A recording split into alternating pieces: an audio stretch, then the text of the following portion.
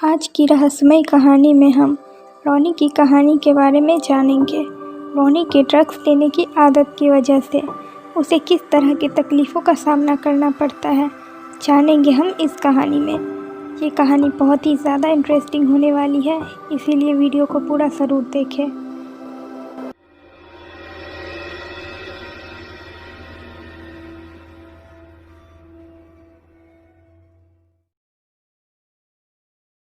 रोनी doctor की पढ़ाई करने दिल्ली जाता है। वहाँ वो एक किराए के मकान में रहता है। उसी मकान में एक लड़का राहुल भी रहता है। क्योंकि रोनी और राहुल दोनों एक ही कॉलेज से थे, इसीलिए दोनों में अच्छी दोस्ती हो जाती है।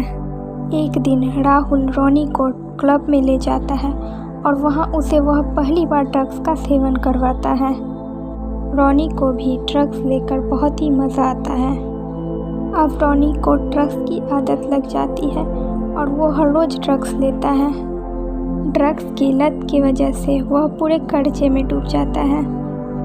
वो फैसला करता है कि वो इस लत को छोड़ देगा, पर बार बार कोशिश करने के बाद भी उसकी ये लत नहीं छूटती। एक दिन वो अपने कमरे में बैठा होता है और इन सब बातों को याद करके बहुत रो रहा होता है कि तभी अचानक से उसके सामने एक लड़की आती है और वो बोलती है, रोने से कुछ नहीं होगा, दोबारा कोशिश करके देखो, शायद तुम्हारी जीत हो जाए। फिर रोनी रोते हुए बोलता है, तुम मेरे बारे में कुछ नहीं जानती हो, मैं ऐसे दलदल में फंस गया हूँ जहाँ से निकलना नामुमकिन है।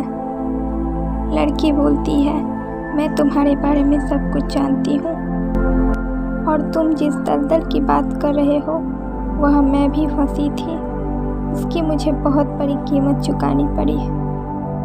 फिर रोनी पूछता है, कौन हो तुम और तुम्हें इतना सब कैसे पता है मेरे बारे में? तुम्हें यहाँ तो पहले कभी नहीं देखा। अब लड़की बोलती है, मेरा नाम रानी है और मैं तुम्हारे जैसे ही यहाँ पढ़ाई करने के लिए रहती हूँ। रोनी पूछता है, तुम भी ड्रग्स लेती हो क्या? लड़की बोलती है, अभी नहीं लेती हूँ, पर पहले लेती थी।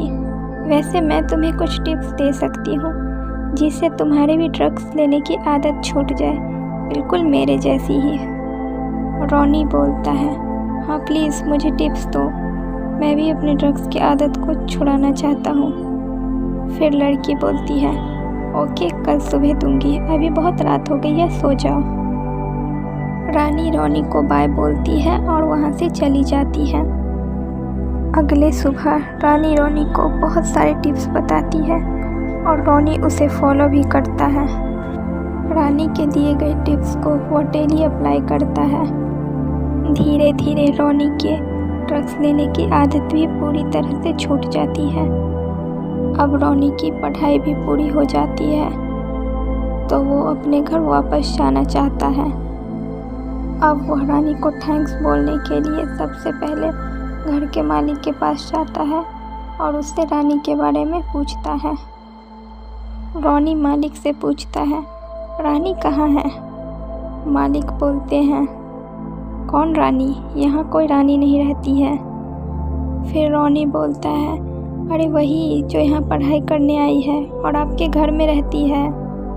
घर के मालिक बोलते हैं, यहाँ जो रानी रहती थी उसे मरे 5 साल हो गए हैं। तुम अभी जिस कमरे में रहते हो वो पहले उसी कमरे में रहा करती थी और एक रात उसने उसी कमरे में आत्महत्या कर ली। ये सुनकर रोनी एकदम से चौंक जाता है। अब वह समझ जाता है कि उसकी मदद करने वाली कोई लड़की नहीं बल्कि एक आत्मा थी। शायद वो मदद इसलिए कर रही थी क्योंकि वो इन सब चीज़ों को झेल चुकी थी और वो नहीं चाहती थी कि कोई दूसरा भी इन सब चीज़ों को झेले। ये कहानी यहीं पर ख़त्म हो जाती है। आपको ये कहानी कैसी लगी हमें कमेंट करके ज़रूर बताएं। अगर आपको ये वीडियो पसंद आया हो तो इसे लाइक एंड सब्सक्राइब ज़रूर करें।